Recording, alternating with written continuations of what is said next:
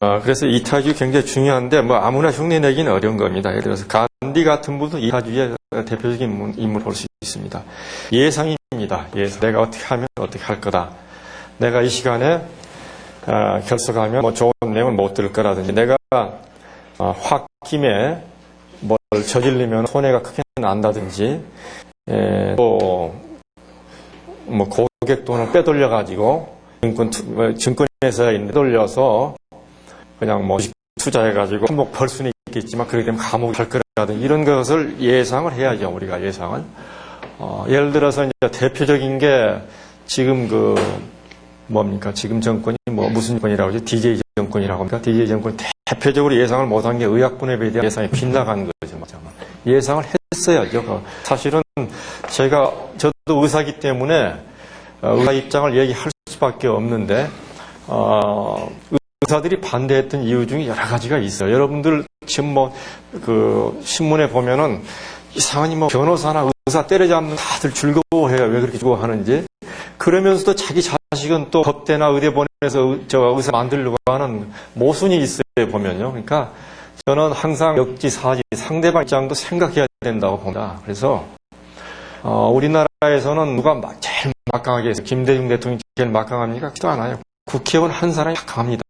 예를 들어 김홍신이라는 국회의원이 있는 전국의 병원에 공문을 보냅니다. 내가 국정감사 대비해야 하니까 입원 환자 통계하고 모든 걸 해서 보내라 하면 병원에서 보내야 합니다. 아무리 병원도. 그렇지 않으면 즉 감사가 들어올 수가 있어요. 국회의원 한 사람이 우리나라의 하나의 기관입니다. 예를 들어서 무슨 대통령이 이런 미싱뭐죠? 공업용 미싱으로 다가버리겠다 해도 차박할 수가 없어요. 옛날 박정희 때나 군사정권 시절 같으면 뭐 반쯤 죽여놓겠지만은 지금 많이 민주에서 그렇게 못하거든요. 여러분들 의약분업으로 해서 좋아진 게 있습니까? 별로 없잖아요, 사실은. 번거로운 게 많고요. 그러니까 너무 이렇게 좋은 일만 하려다 보니까 뭐 예상이 잘못됐던 것 같아요, 사실은요. 그래서 의사들이 주장했던 경우는 일본으로 해도 된다. 일본이 지금 30년 걸려서 30% 의약분업이 돼 있습니다, 일본은.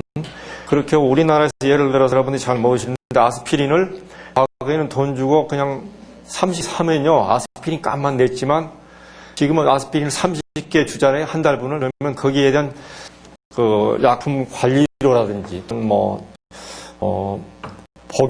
약 복용 지도료 해가지고 만 몇천 원이 또 별도로 붙어요, 그 돈이. 여러분들이 안 내지만 청구해서 타가는 겁니다, 약국에서요. 그런 돈이 어마어마하게 나가는 겁니다. 그렇게 의사 처방을 내면은 처방료가 또 붙고요. 그래서 심지어는 제가 이제 심사평가원에서 강의를 해보니까요. 어떤 소아과를 하루에 300명을 보는 의사가 있어요. 그런 의사가 전국적으로 10명이 채 안 되긴 하지만은 300명을 보게 되면 처방료 등등만 해서요. 한 달에 6천만 원을 그냥 타가요. 그러니 보험 재정이 거덜이 안 나겠습니까? 보험 재정이. 그래서 사실은 처방료를 별도로 주는 나라가 없어요. 처방료라는 게 있으면 안 되죠. 왜 처방료를 줍니까? 그냥 진찰료면 진찰료지. 이 구조적으로 망가지게 돼 있는 겁니다. 이런 것을. 그런데 그런 예상을 안 했으니 책임을 누가 져야 되는, 책임을 지는 사람이 아무도 없어요. 대통령만 혼자서 내 책임이 제일 크다. 말씀만 하시면 무슨 소용이 있겠어요. 그러니까 이런 예상을 해야 되거든요. 누구든지요. 그러니까 그런 예상 능력이 좀 부족한 것 같습니다. 그 다음에 금욕주의가 있거든요. 금욕은 몇 가지 금욕이 있겠죠. 우리가 명예에 대한 금욕, 또 금전에 대한 금욕, 또 성에 대한 금욕, 이런 것 등등이 있는데, 아까도 얘기했지만 우리가 이타주의 때도 얘기했는데, 금욕을 하면서 막 괴롭다, 내가 예쁜 여자 보면 어떻게 껴안고 싶은데 내가 참으려고 하니 정말 괴롭다, 이렇게 하면 진정한 금욕이 아니고, 금욕하는 과정에서 어떤 우리가 생각하지 못하는, 예를 들어서 희열이 있다든지, 미국에서 와서 하버드 대학까지 나와가지고 우리나라에 주지가 된 승리가 있던데, 누구죠? 예, 그런 분들은 그 희열을 느낀 겁니다. 우리가 모르지만은 그 금욕 과정을 통해서. 어느 분 신부가 돼가지고 굉장히 괴로워한다. 밤에 악몽을 꾸고 옛날 사귀던 여자가 꿈에 나. 그럼 신부 그만둬야 되죠, 말이면. 그런 것까지 극복이 돼서 즐거울 수 있다가 금욕이죠, 말하자면. 이 금욕주의에 이제 아까도 내가 깐디 얘기했는데, 깐디는 어떤 혁명적인 일을 하면서 아내하고 성관계도 안 했어요, 사실은요. 왜냐하면 성관계를 하게 되면은 여러 가지 자기가 정진할 수 없으니까 그런 과정에서 어떤 희열을 느끼는 걸 여러분들이 비디오를 빌려다 볼 수 있습니다. 그래서 그런 금욕은 그런 것이고요. 그 다음에 승화라는 게 있습니다. 승화까지 하고 다시 병으로 넘어가겠습니다. 승화는 굉장히 중요합니다. 여러분들이 네 가지는 하기가 쉬운 것 같으면서 하지만 승화는 할 수 있어요. 물론 이제 억제나 이런 거 할 수 있는데 이 승화는 이런 거죠. 동네 골목에서요 주먹이나 쓰고 다니는 애가 두 가지 종류가 있어요. 끝내 그 길로 가가지고 나중에 감옥에 들어가 앉아 있는 거요. 막 사람 패가지고 똑같이 사람을 했는데 여기다 막 벨트 매고 뭐 여러 엄청나게 획득해 오는 사람도 있어요. 그런 경우가 이제 대화를 획득해 온 사람 승화한 사람이에요. 말하자면 똑같이 사람을 패는 건 똑같죠. 한 사람은 장갑을 끼고 패는 거고 또 한 사람은 맨주먹으로 패고 어떻게 했나에 똑같은 행동인데 하나는 승화되는 거고 하나는 패가 망신되는 거죠. 제가 학교 다닐 때 저는 아주 시골에서 자랐기 때문에 공부를 그렇게 잘 못했습니다. 사실은. 그래가지고 국민학교 4학년 때까지 공부를 하지 않고 놀았어요. 지금 생각하면 굉장히 행복했던 어린 시절을 보냈던 것 같거든요. 고기나 잡고 산에 다니고 친구들하고 그러다 보니까 아주 많이 혼났습니다. 제 형님한테. 그래서 하루는 거의 뭐 쫓겨났어요. 쫓겨난 게 아니라 옷을 벗겨서 너 창피할 대로 창피하면 당해봐라. 그래서 쫓겨나서 제가 화가 났죠. 화가 나서 하면 될 건데 사람을 이렇게 망신을 주나. 그래서 제가 사실 열심히 해가지고 그 다음부터 뭐 동생이 돼서 이렇게 했는데 저하고 다니던 짝이 있었어요. 면장 아들인데 걔는 뭐 요즘 좀 쉽게 표현하면 불량 소년이죠. 칼 들고 다니고 여자들 고무줄 놀이 끊고 치마들 추고 이랬는데 아버님이 굉장히 성숙한 사람이었어요. 여기 말씀드리면 성숙한 방을 쓰시는 분이었어요. 그래서 야 너도 말이야 뭐 그렇게 막 하면 되느냐. 근데 학교에서도 골치 아프죠. 담임선생님이 매번 그렇다고. 시골에서는 면장 정도면 굉장히 유지입니다. 그래서 벌을 줄 수도 없고 그렇게 지냈는데 중학교 가서도 상당히 불량 청소년이었어요. 친구들하고 뭐 깡패서클을 만들어서 뭐 여학생이나 만나고 뭐 애리나 패고 점심 맛있는 거 누가 싸우면 그런 데서 다 자기들이 먹고 뭐 이렇게 했는데 제가 도시에 있는 고등학교 간다니까 아버지가 너 정수하고 친구인데 너도 그 학교 가면 어떻게 했느냐 해서 얘가 또 어떻게 공부는 잘해가 나왔어요. 근데 이제 고등학교 와서는 진짜 이제 요즘 말하면 비형 청소년입니다. 아주 유명한 지리산에 가면 피아골이라고 있어요. 피아골이란 서클을 창단해서 여학생들은 밤낮없이 술 먹고 다니고 뭐 담배 피고 칼 들고 다니고 했는데 이제 그 매년 명절 때 가면은 이제 제가 새벽에 가면 아버지가 야 뭐 정수가 의대 간다는데 너도 의대 갈 생각 없냐. 아버지 뭐 아들이 펄 뛰죠. 내가 왜 의대를 가니까 나는 의대 가기 싫다고 했는데 결국은 갔어요. 가서 지금도 칼을 휘둘리고 있는데 유명한 의과 의사예요. 그래서 뭐 여러분들 가족 중에도 수술을 받았을런지 모르겠어요. 어느 대학병원의 과장인데 뭐 칼을 잘 씁니다 말하자면. 그런 경우가 승화죠. 그러니까 제가 아까도 말씀드렸는데 어떤 부모를 만나느냐.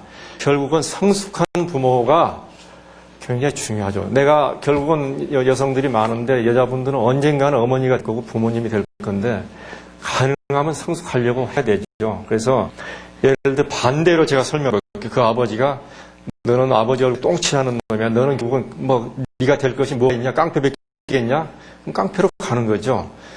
그랬을 때 그 아버지가 야, 너 정수호가 어울려서 너 의대 가라 하니까 얘가 우리 때만 해도 내신 성적도 있고 그랬었어요. 그래가지고 얘가 이제 공부 잘하는 앞에 앉혀놓고 너 안 보이면 죽여 하니까 이제 성적은 잘 나와요. 그러니까 이제 의대 가서는 또 정신 차리겠죠. 사람은 우리말에 10벌 된다는 말이 있어. 10벌. 한 10벌이 안 되는 사람이 있어요. 구조적으로 아까 말한 거의 유전자적으로 이상한 사람들이 그런 경우가 성격 장애자인데 그런 경우는 고쳐지지 않아요. 사실은요. 일시적인 비형 청소년이라고 하더라도 우리가 그걸 완전히 비형 청소년으로만 보면 안 되죠. 다만 부모가 진정하게 사랑을 가져야 되는 어떤 또 현명한 사랑이 필요하죠. 우리가 자식을 대할 때는. 그러니까 그러려면 어떤 샘플이 있어야 된다. 그러니까 자기가 샘플이 안 되면은 저는 그래서 그 부모님들이 그래요. 집에서 계속 자기네 연속극 보면서 야 공부 안 하냐 공부 안 하냐면 잘 안 돼요. 옆에서 자꾸 텔레비 소리 나고 그러면. 그래서 그 제가 강남에는 치과가 굉장히 잘 된다고 그래요. 왜냐하면 이제 고3짜리가 하나 있잖아요. 그러면은 이제 밖에서 그 남편이 조용하게 봅니다. 뉴스는 보고 싶으면 뉴스 좀 보는데 안방에서 어머니가 이렇게 무슨 그 간식 가지고 와서 이제 얘기를 하는 거예요. 야, 너 공부 안 하면 네 아버지 짱나. 아버지가 지금 주사밖에 안 그러면 밖에서 남이 듣고 일을 바드득 하니까 치과가 강남에서 잘 된다고 그럽니다. 그렇게 남편을 또 무시하면 안 됩니다. 그래서 그 다음에 이 시민성 정신질환으로 넘어가요. 아까 말씀드린 여러 가지 제가 뒤에 써놓았던 부분들은 지금 설명을 했거든요. 그 다음에 하나만 빠졌는데 노이로제 126쪽에 보면 노이로제가 있죠. 노이로제는 어떤 병인가? 여러분들이나 나나 다 노이로제 환자입니다. 왜냐하면 내가 이러고 있을 사람이 아닌데 하면은 그분은 노이로제 증세가 상당 부분 있는 겁니다. 여러분들 그런 생각 했을 거예요. 내가 이러고 있을 사람이 아닌데 그럼 뭘 하고 있을 사람이죠? 이건 일반적인 노이로제입니다. 이것은 치료를 받아야 될 노이로제는 아니에요. 그러니까 그렇게 생각하시면 되겠어요. 그렇게 하고 노이로제에서 뭐 하나만 얘기하고 넘어갑시다. 예를 들어서 아까도 제가 우리나라에는 정신과적인 질환 치료를 하는 분이 많다. 왜 정신과 의사들은 상당히 위협을 느낀다. 그래서 물론 예를 들어서 교회에서 무슨 절에서 또는 뭐 점을 치시는 분이나 뭐 당이나 이런 분들이 한 것에 대해서는 그렇게 위협을 느끼지 않는데 우리나라에서는 강력한 집단들이 있습니다. 여기에도 강의를 많이 듣고 계시는 거 아는데 사회사가 분이시라든지 또 정신 전문 간호사 제도가 있어가지고 정신과 의사들은 심지어 이런 말까지 하고 있어요. 다 뜯기고 이제 노인과 바다처럼 나중에는 평생은 가시만 남을 거다. 그래서 위협을 느끼는데 그렇기 때문에 정신과 의사들도 굉장히 열심히 합니다. 그래서 정신과 학회 안에요. 연구학회만 20개가 넘어요. 심지어는 무슨 뭐 약물 정신학회라든지 정신학회라든지 또 무슨 최면 정신학회라든지 그래서 거의 본인이 마음만 먹으면 공부할 게 너무너무 많습니다. 그래서 저는 학교에서 제가 의학분업 대책위원장입니다. 명색이. 굉장히 중요한 정신과에서 유일하게 말하자면 환자에게 직접 약을 줄 수가 있어요. 모든 병에 해당되지는 않습니다. 모든 병에. 의사가 판단해서 이 약을 먹고 자해 내지 타해에 우려 있을 때는 약을 직접 조제해 줄 수 있게 돼 있어요. 말하자면. 그래서 유일하게 모든 과에서 말하자면 다른 병도 있습니다. 파킨손스 병이라든지 에이즈라든지 또는 뭐 장애 1, 2급 병이라든지 이런 건 줄 수 있지만은 어떤 과별을 줄 수 있는 과는 과만 되어 있는데 그 일을 제가 했다고 해도 과가 아닙니다. 사실은 그런 부분을 국회를 가서 하는 부분을 설득을 했어요. 국회의원 가족 중에 정신과 치료받는 분들이 있거든요. 그분들이 충분히 이해를 했기 때문에 그렇습니다. 처방을 들고 갔을 때 여러 가지 문제가 생길 수 있어요. 처방 들고 가기 전에 찢어버릴 수도 있고요. 그럼 갖고 과자 사 먹으면 더 좋으니까.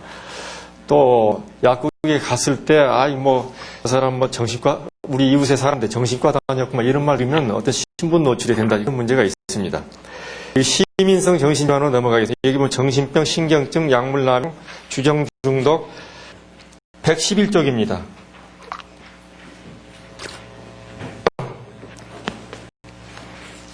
5번에는 주성 중독으로 되어 있는데 주정 중독이다. 그 다음에 뭐 화병까지 있는데 우선 정신병을 하겠습니다. 정신병은 여기에 보면 정신분열증, 조울정신병, 또 갱년기 우울증, 편집증. 정신분열증이나 조울정신병은 여러분들이 쉽게 이해가 될 겁니다. 이게 정신병이구나.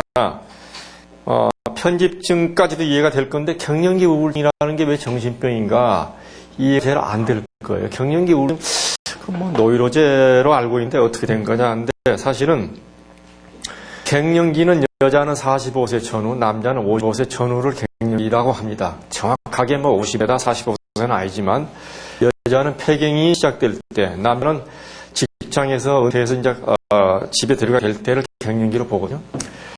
갱년기는 누구나 피해갈 수는 없죠. 왜냐하면 어떤 면역을 구조로 하기 때문에 갱년기 우울증이 오고 안 오고는 그 사람의 성격 구조, 아까 말씀드린 어떠한 방어 기제를 쓰느냐에 따라 달려집니다.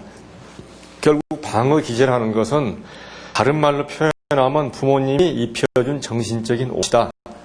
또 하나는 부모님이 이렇게 볼 수 있죠. 우리가 예를 들어 부모님이 좋은 옷을 입었지만 함부로 입어가지고 1년 만에 작살내는 아들도 있을 거고 그 옷을 10년 입는 아들도 있을 수 있어요. 내 얘기는 잘 갈고 닦아서 그것을 할 수도 있지만 그러니까 전 부모님 책임은 아니라는 얘기죠. 한 50%는 본인의 책임이 있다고 저는 보거든요. 여기 보면 이제 정신병이 그 4가지 종류가 있는 갱년기 우울증부터 설명을 드리겠습니다. 갱년기 우울증은 하나 적어 놓으시겠어요?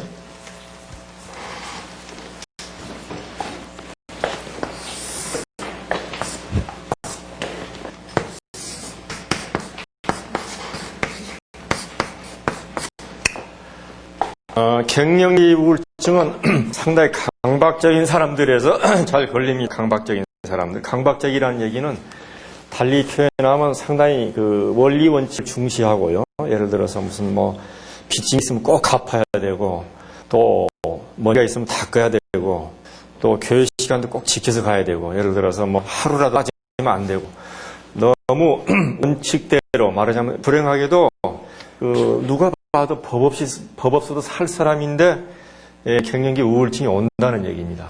우울증이 오면은 좌불안석 우울증 달리 표현하면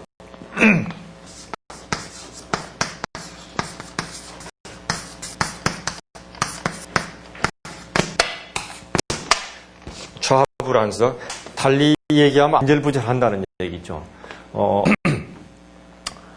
누우면 앉고 싶고 앉으면 일어서고 싶고 서면 또 서성거리게 되고 그렇게 하고 초저녁에 반짝 잠을 자고 새벽 일찍 깨서 언제 교회 종소리가 들리나를 기다리는 그런 성격을 가진 분들에서 잘 옵니다. 그러니까 자기 성격을 보고 나는 말년에 갱년기 우울증에 걸릴 확률이 높구나 해서 미리 계시면 됩니다. 그런 분들은 좀 가능한 수더분하게 털털하게 살려고 노력을 할 필요가 있어요. 달리 말하면 자신의 방어제를 바꾸려고 조금은 노력을 해야 됩니다. 그래서 저도 굉장히 강박적인 사람이거든요. 그래서 굉장히 저 자신은 굉장히 피곤합니다. 이분들이 봐도 살이 안 쪘잖아요. 바짝 마르고. 밤에도 여러 번 깨기 때문에 그러기도 합니다. 밤에 환자가 무슨 뭐 잠을 못 잔다고 전화 올 수 있고요. 환자 같은 사람이 누구 싸웠다고 전화 오면 직원들이 해결할 수가 없으니까 그런 문제로 전화를 오기도 하고 그렇습니다. 물론 제가 어떤 그 여의사하고 병원 같이 하기 때문에 하는데 여선생님은 월급을 받는 분이니까 밤에 오는 전화는 다 내가 받아야 됩니다. 그래서 도봉이나 뭐 수락산을 갈 때 핸드폰을 들고 가야 되고 상당히 고통이 많아요. 마음속으로. 그래서 의사들이나 변호사들은요. 변호사는 좀 낫습니다. 변호사는 다 잊어버리고 가서 골프 치면 되니까. 의사들은 가족은 행복할런지 몰라도 의사는 그렇게 행복하지는 않아요. 제가 의사를 해보니까. 사실은 제가 의사 됐던 게 무슨 대단한 무슨 철학이 있어서 저는 하지 않았어요. 제가 아까 말씀드렸죠. 고등학교 1학년 때 4.19 갔는데 저희 아버지가 사업을 하셨어요. 시골에서. 근데 정권이 바뀌니까 뭐 사업이 일시 하루아침에 망했습니다. 그래서 그때만 해도 학비를 수업료를 내지 않으면 학교를 못 오게 했어요. 상당히 유명한 고등학교였는데. 그래서 집에 가서 한 달간 놀고 있었거든요. 그때 담임 선생님이 전화가 왔어요. 너 가정교사 자리를 구해놨으니까 와서 가정교사에서 네가 수습교 다니면 안 되겠느냐. 그래서 그때부터 가정교사를 해서 대학을 졸업할 때까지 만 10년 동안 가정교사입니다. 사실은 제가. 고3 때 소아과 의사 집에서 제가 가정교사를 했기 때문에 의사를 하면 이렇게 큰 평탄하게 살기나 하겠구나 해서 의대를 갔던 거지 무슨 슈바이처를 존중해서 간 것도 아니고 사실은 그랬습니다. 그래서 사실은 제가 무슨 뭐 피를 보고 칼을 대고 이런 걸 굉장히 싫어합니다. 저는.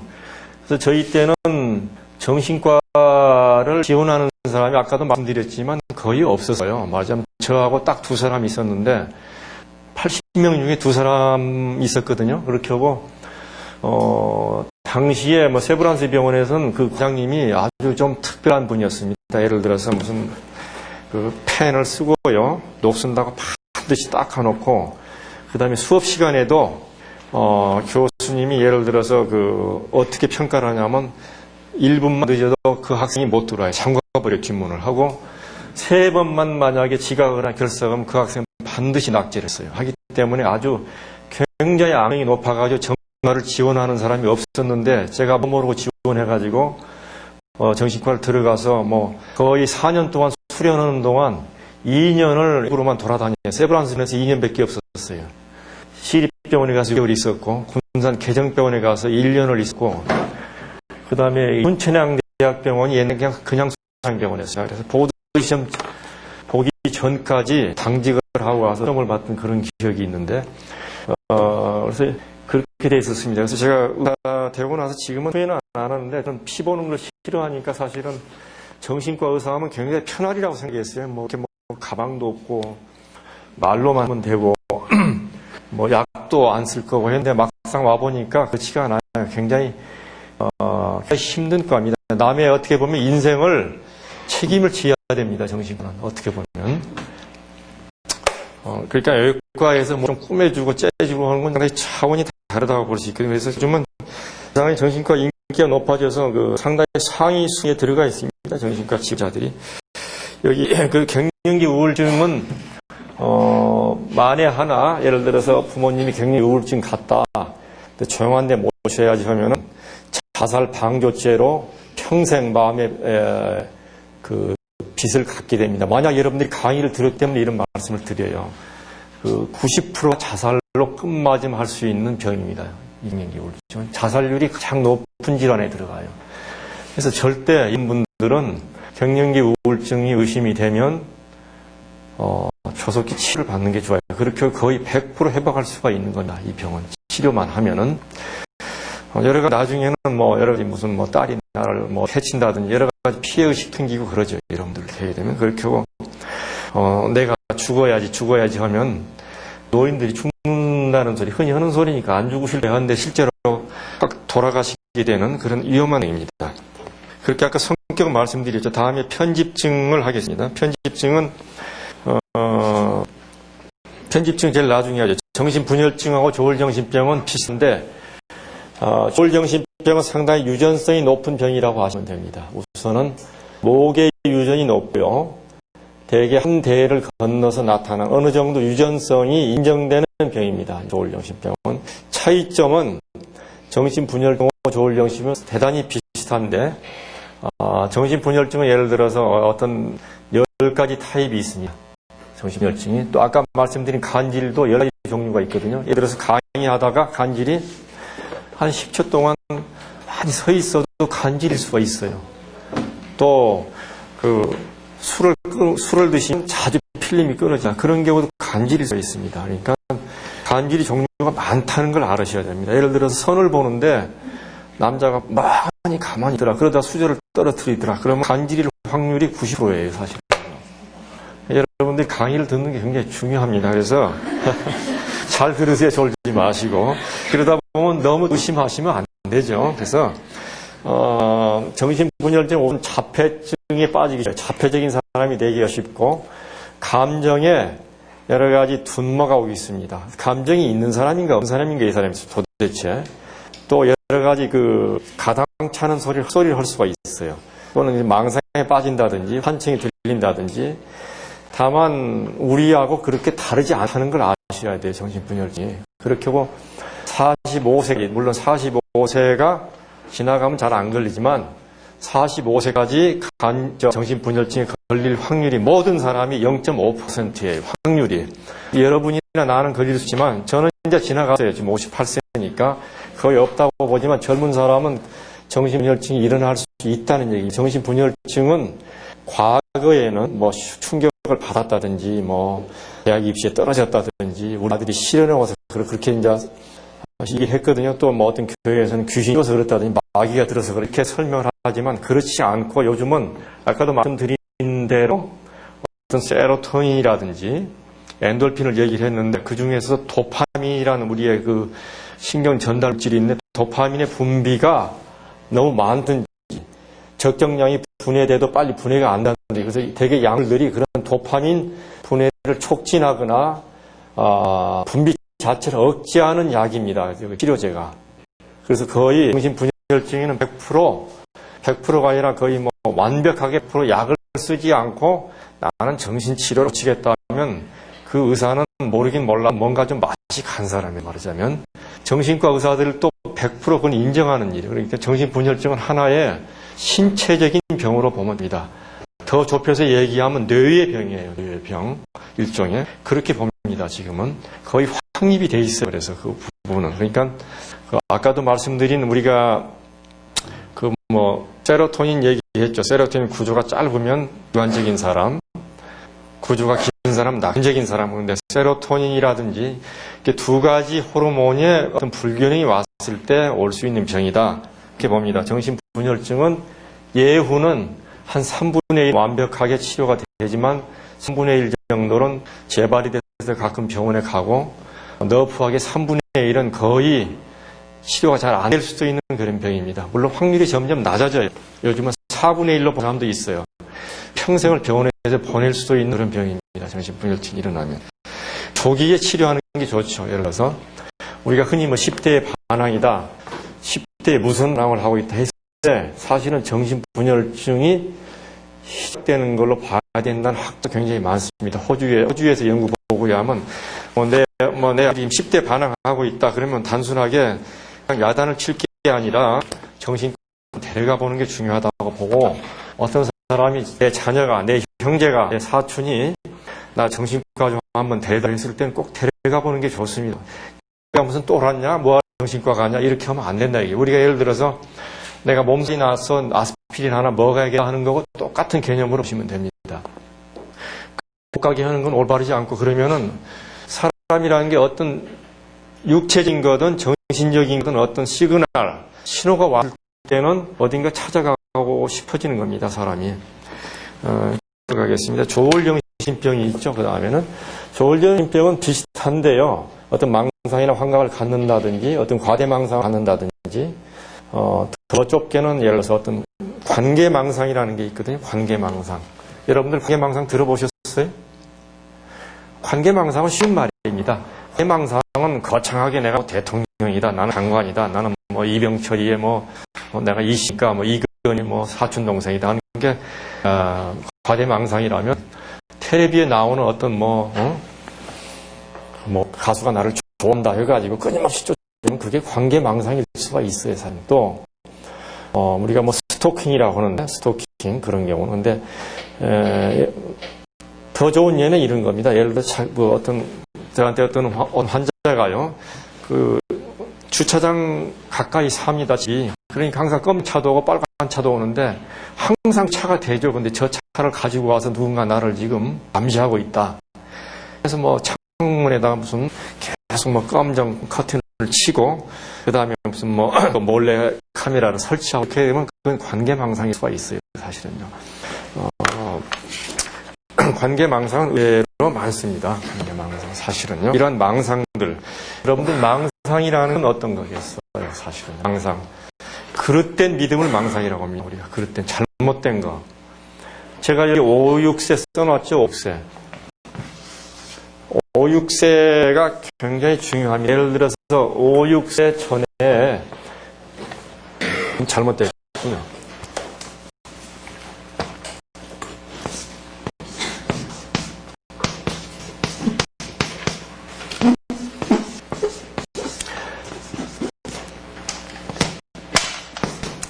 (3, 4세) 이전에 정신적으로 심각한 상처를 받았을 때는 이런 정신분열증이라든지 달리 말하면 정신병, 여기 다음에 편집증도 나오는 편집증 같은 병을 10년이나 20년, 멀게는 30년 뒤에 앓을 확률이 높아지는 겁니다. 이게 두 가지죠. 아까 말씀드린 대로 어떤 뇌병이기 때문에 어떤 신경 전달 물질에 변동이 일어나서 올 수도 있지만 다른 환경적인 요인으로 예를 들어 충격이라는 건 이런 거죠. 어머니가 돌아가셨다든지 이혼을 했다든지 혹은 어머니 아버지가 계시지만 어머니 아버지를 떠나서 멀리 시골에 유배 가서 유배가 아니죠. 할아버지 밑에서 컸다든지 이런 것들도 저한테 다녔던 어떤 환자는 어머니 아버지가 동대문에 장사를 하시니까 거의 집이 떨어질 무렵에 지방에 가서 할머니 밑에서 컸어요. 그러니까 할머니가 엄청난 사랑을 줬지만 놀다가 집에 들어갈 때는 항상 허전하고 동네 애들이 야 너는 아버지 엄마 없는 놈이야. 아버지 엄마 너 떠났어. 넌 막 고아야 맨날 이렇게 놀려댔거든요. 얘가 20살쯤 와서 정신분열증이 나서 망상이 뭐냐면 우리 친부모가 아니라는 그 사람이 첫 번째 망상이에요. 그러니까 당신들이 뭔데 내 부모냐? 그리고 어머니 때리기도 하고. 좀 이런 경우는 환경적인 게 많은 영향을 준 거죠. 망상을 갖는데. 그 다음에 5, 6세 혹은 뭐 7, 8세 때 그 이전에 어떤 그 심각한 정신적인 상처라든지 뭐 트라우마를 받았을 때는 후에 노이로제 확률이 높아진다고 보는 거죠. 그러니까 여러분들이 가지고 계신 개념하고는 다릅니다. 예를 들어서 뭐 대학 입시에 실패해서 실연해서 흔히 부모들이 우리 아들은 아주 건강한 애인데 그년이 나쁜 년이다. 그년이 우리 아들을 버리고 왔기 때문에 우리 아들이 정신이 났다. 혹은 뭐 노이로제 됐다는데 벌써 이런 그 어린 나이 때 상처가 문제가 되고 그러다 보면 더 부모의 책임이 커지는 거죠. 말하자면 이 나이는 거의 그 심리학자들이나 정신학자가 인정하는 위치입니다. 그렇기 때문에 굉장히 중요하죠. 그래서 그 보통 어떤 정신과 여자 의사들이 자식을 잘 키우기 위해서 지금을 잠시 중단하는 의사들도 있어요. 스스로가요. 말하자면 이 나이가 중요합니다. 조울정신병은 정신분열증하고 비슷한데 상당히 좀 기분이 좋은 병입니다. 환자도 기분이 좋고 의사도 유일한 의사를 즐겁게 때로는 해주는 병이거든요. 항상 좀 들떠 있죠. 그러니까 무드가 들떠가지고 병원에 입원하게 되면은 선생님 얼마나 힘드신가 해가지고 회신 때 따로 불러가지고 노래를 2곡씩 부릅니다. 뭐 조용필이가 부르는 노래, 유명한 노래 뭐가 있습니까? 뭐 그런 노래를 2곡씩 부르는데 점점 좋아지면 한 곡으로 줄고 마지막에 이제 완전히 좋아지게 되면 그만 자려고 하고요. 왜 나 이렇게 고쳐놨느냐 항의를 하는 그런 병이거든요. 이 조울정신병도 밑에 우리가 성격장애가 나오는데 순환성 성격에서 잘 걸리다. 조울정신병을 가진 사람들은 병견 성격이 그걸 갖다 우리가 병견 성격 이렇게 얘기하는데 병견 성격에 따라서 달리 말하면 그 사람이 쓰고 있는 어떤 방어 기제에 따라서 병이 달라지는데 정신분열증은 정신분열증 성격을 갖는 사회에서 잘 온다고 볼 수 있어요. 100%는 아니지만 조울정신병 순환성 성격 그러니까 기분이 유별나게 변동이 심한 사람이죠. 말하자면 날씨에 따라서도 잘 변하고 상황에 따라서 잘 변하고 이런 분들은 굉장히 친구들이나 또는 여자친구로부터 화끈하다는 평을 듣는 사람들이죠. 그러니까 너무 화끈한 거 좋아하다가 인생 망칠 수가 있습니다. 말하자면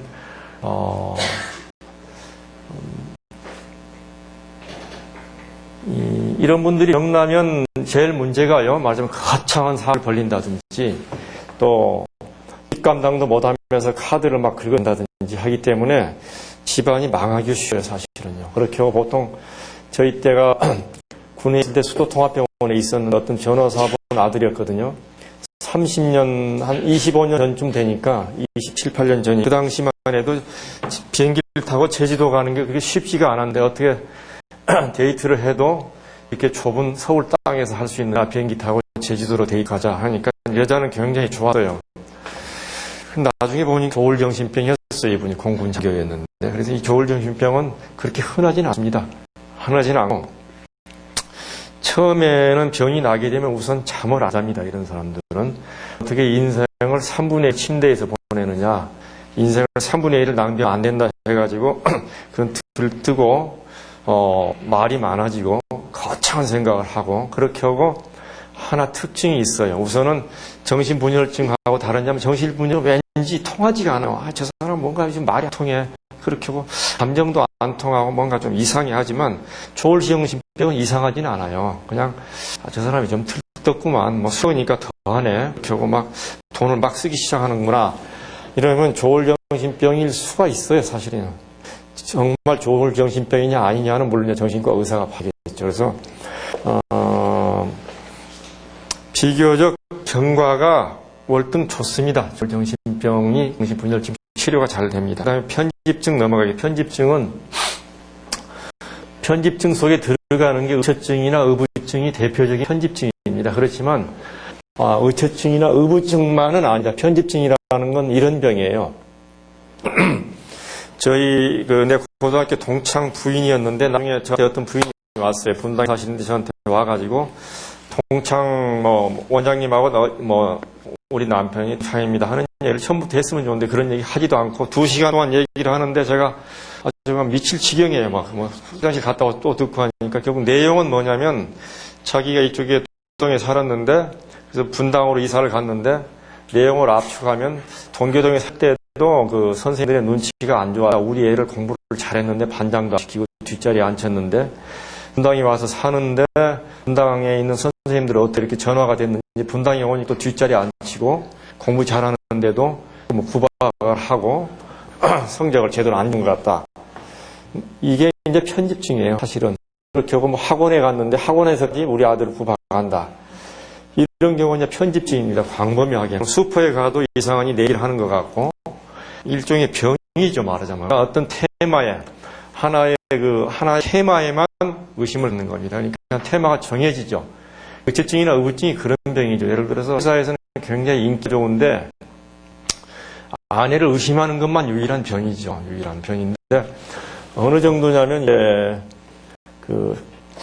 어떤 사내 커플이라는 게 있잖아요. 직장에 있을 때 굉장히 그 사람이 이분이 사람인데 능동적이고 열심히 하고 회사에서 회사 부장으로 승진하고 여자분은 물론 부장은 안 했는데 그래서 좋아서 결혼했는데 구애할 때는 거의 1년 내내 그냥 장미꽃을 사오고 그러니까 참 기절할 정도죠. 같은 사내에 있는데 매번 장미꽃을 사다 주면 어떤 여자가 안 넘어가겠어요. 그렇게 하고 능력도 있어 보이고 결혼하고도 하루가 멀다고 집으로 전화하고 그래서 자기는 대단한 애정으로 알고 있었는데 나중에 보니까 아내를 의심해서 전화했던 거거든요. 그렇게 어느 날 드디어 이제 출장증을 보여주면서 이번에 부장 가게 됐다. 집 잘 지켜라 하고 출장을 가는 게 아니고 그날로 지붕에 올라가서 이슬 맞으면서 혹시 아내가 바람피나 시키는 그런 병이 편집증이죠. 그러고 나서 이제 난리가 벌어지죠. 집에 내려와서 그 사이에 왔다 간 사람이 있을 수 있잖아요. 보일러공도 갈 수 있고 우체부도 갈 수 있고 단독주택이니까 또 이웃 사람이 빌려갈 수도 있는데 이 사람의 생각은 남녀 관계는 차 한잔 마실 시간이면 된다 하는 생각을 가지고 있는 사람이니까 거창한 보일러 수리공이 갔는데 역시 내가 의심하던 대로 인연 젊은 놈을 좋아하는구나 해서 패기 시작하고 이 편집증은 피곤합니다. 해서 이제 아내야 결백하니까 펄펄 뛰고 난리가 났는데 이제 이렇게 해서는 안 되겠구나 해서 이제 밤에 드디어 이제 그 툇마루 위에 밀가루를 빼놓고 잡니다. 그럼 자기가 밤에 안 잘 수 있어요. 자기가 술 먹고 들어와서 자다가 자기 발자국인데 이 인연이 밤중에 나 몰래 바람을 쐬고 또 패고 이렇게 되면 참 괴로워지죠. 되게. 그렇게 하고 우리가 여러분도 잠을 자보지만 똑바른 자세로만 잘 수가 없잖아요. 옆으로 눕기도 하고 뒤로 눕기도 하고 엎드리기도 하는데 얼굴을 맞대고 자면 마음은 다른 데 있는 년이 낯장만 나한테 돌리면 뭐 하느냐. 등 돌리면 그놈 얼굴이 눈에 선한 말이지. 내가 얼마나 보기 싫으면 등 돌리느냐. 그리고 천정을 보고 자면 이제 천정에 그놈의 얼굴이 어른거리느냐. 도대체 이게 어떻게 잘 수가 없어요. 이런 이 편집증에 걸린 사람하고 걸리게 되면요. 거의 반쯤 죽게 됩니다. 심한 경우는 여자들이 자살하게도 돼요. 근데 제가 아까 말씀드렸죠. 세브란스 병원에 있는 동안 분산 개정에 정신병이 있어서 6개월 무의천 파견이고 나머지 6개월은 우리 과장님이 나를 유배 보냈던 그 기간이거든요. 그때 가서 어느 섬에 사는 편집증 환자의 부인이 결국 자살한 걸 봤어요. 섬이기 때문에 도망갈 데도 없어요. 이 편집증이 굉장히 무서운 병이다. 그래서 편집증은 아까 말씀드렸죠. 의사들이 꺼려하는 병의 성격장애 편집증인데 칼을 들고 오는 사람 많아요. 너 때문에 내가 편집증으로 낙인시켜서 일생 맡겼다 해가지고 심지어는 최근에 어느 대학병원 교수인데 이 사람들은 직장도 있고 아니고 옷을 차려입고 아내 광님 친구인데 만났다는데 간호원이 그 문을 열어주니까 잭크나이프를 꺼내서 이세만에 너 때문에 내가 편집증이냐? 네가 그런 렛대를 붙여서 나는 인생 망쳤다 해가지고 칼을 들이댄 적이 있어요. 그래서 다행히 그 과장이 이제 책상을 밀고 소리가 나는 동안 직원들이 문을 부수고 들어와서 생명을 구한 적이 있는데 굉장히 위험합니다. 편집증은. 편집증은 대개 가족들이 먼저 여자들이 아까 말씀드린 정신심리 질환으로 걸려서 잠을 못 잔다든지 해서 이게 가족들은 이제 무슨 신경 안정제를 주지만 편집증 환자가 오면은 진짜 약을 줘서 치료하는 그런 병입니다. 약물 남용은 흔한 병이니까 여기 보면 마리화나 접착제, 각성제, 환각제, 이건 신경증은 다른 말로는 의로제인데 여러 종류가 있는데 신경증이라는 건 굉장히 흔한 병이고요. 하나만 설명드리면 여기 보면 무슨 공포증, 다른 말로는 공황장애라고 합니다. 공황장애. 흔히 심장병으로 알고 심장내과에 찾아오는 환자 약 10 내지 15%가 그냥 죽을 것 같죠. 심장이 멎을 것 같고 지하철 못하고 식은땀도 나고 심지어는 엘리베이터도 못하고 또는 어떤 이런 사람들은 되게 폐쇄공포증이 있어서 못 들어갑니다.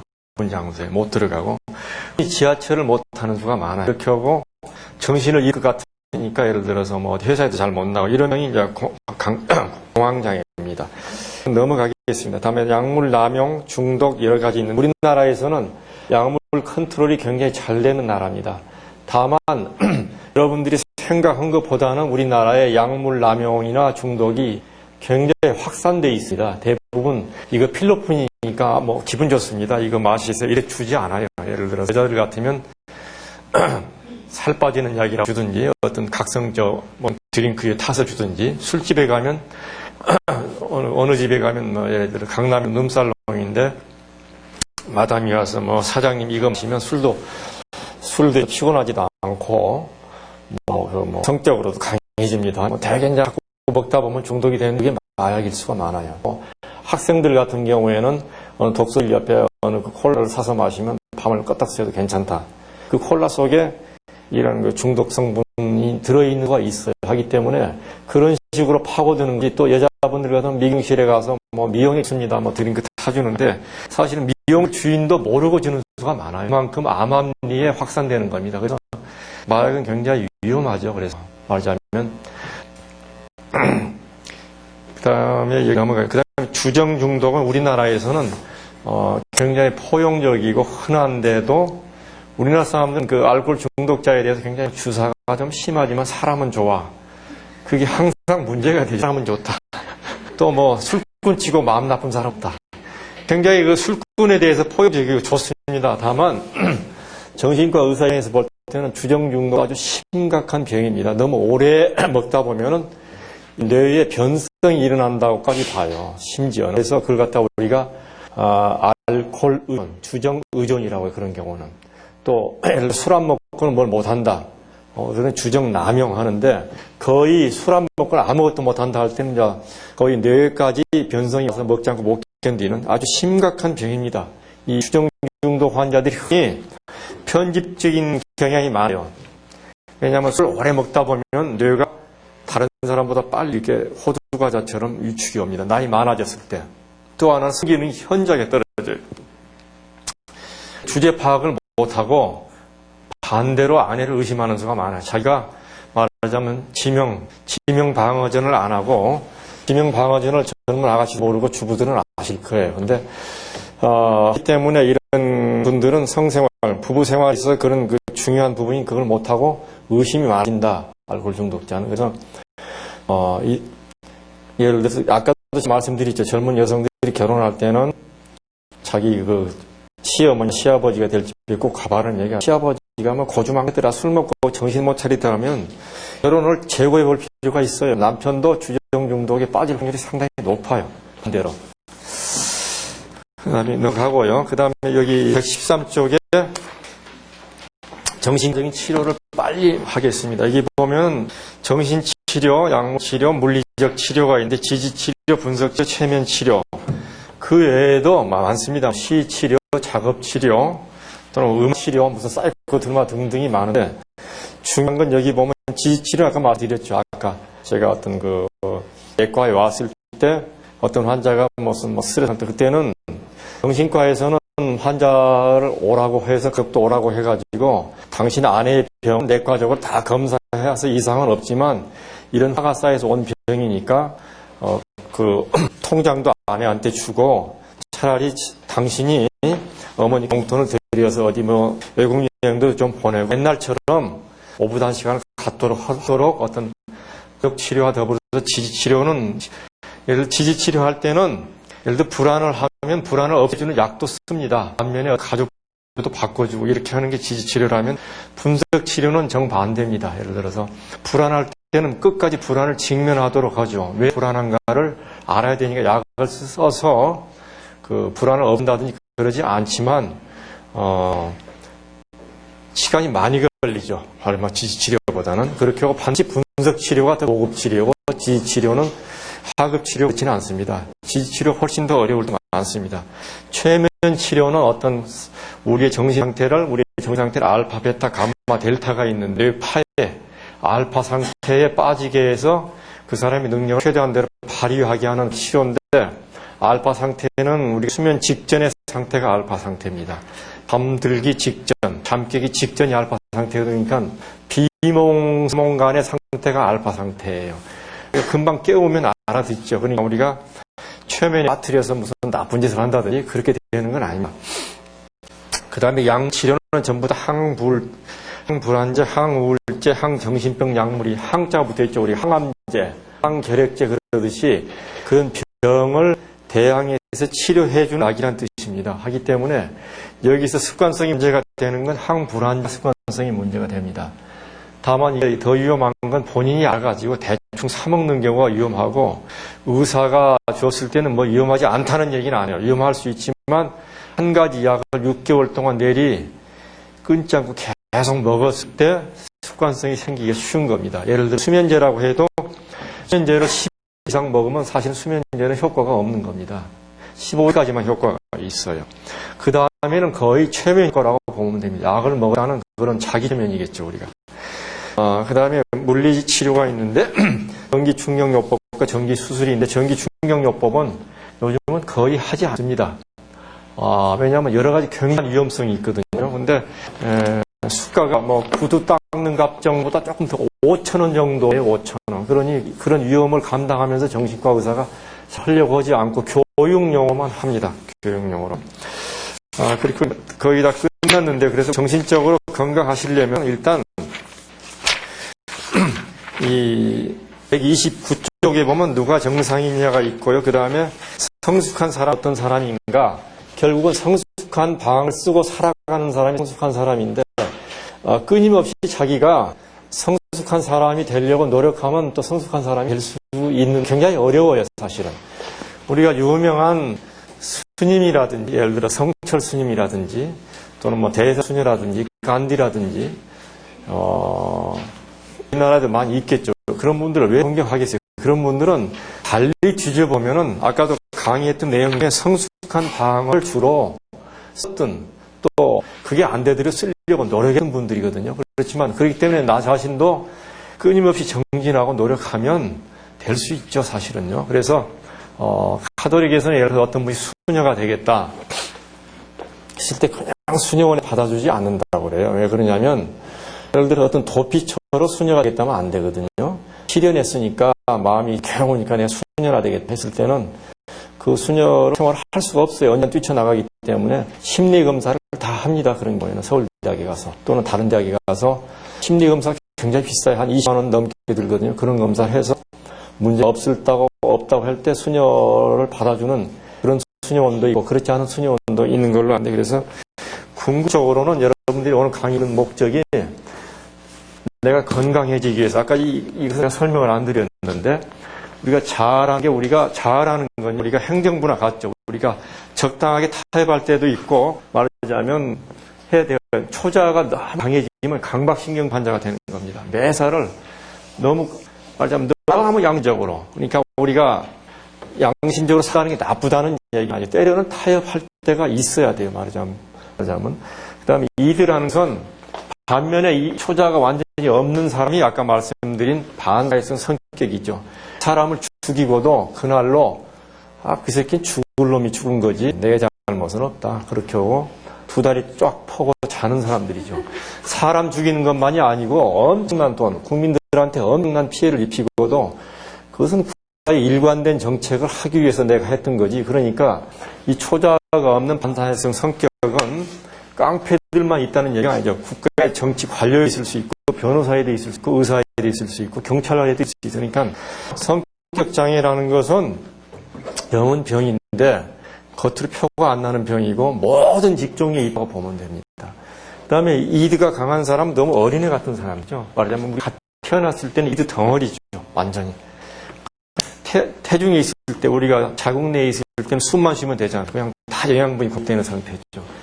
이드가 너무 강한 사람은 이드가 말하자면 어린애 같은 사람이고 말하자면 자아나 초자아나 이드가 적당하게 말하자면 융화를 이루고 있어야 된다고 보는 거죠. 그래야 건강한 사람이라는 얘기죠. 그게 이제 프로이드의 이론입니다. 이런 이론은. 제가 짧은 시간에 하다 보니까 좀 빠뜨린 부분도 있고 그런데 여러분들이 궁금하신 것은 전화번호를 나중에 김혜인 씨가 알려줄 테니까 개인적으로 전화를 하셔도 됩니다. 하시고 앞으로 정신적으로 건강하시게 사시기 바라고요. 저는 예를 들어서 무슨 정신적으로만 건강해서는 된다고 보지 않고 우선은 육체적으로 사람이 건강해야 정신적으로 건강할 수 있다고 보거든요. 그래서 육체적인 건강도 많이 신경을 쓰시도록 하십시오. 그렇게 하시고 의사 찾아가면 질문을 많이 이제 귀찮을 정도로 그렇게 하고 환자가 질문하는 짜증낸다 하면 그 의사한테는 앞으로 갈 필요가 없어요. 말하자면 이 말씀 마지막 드리고 끝내겠습니다. 고맙습니다.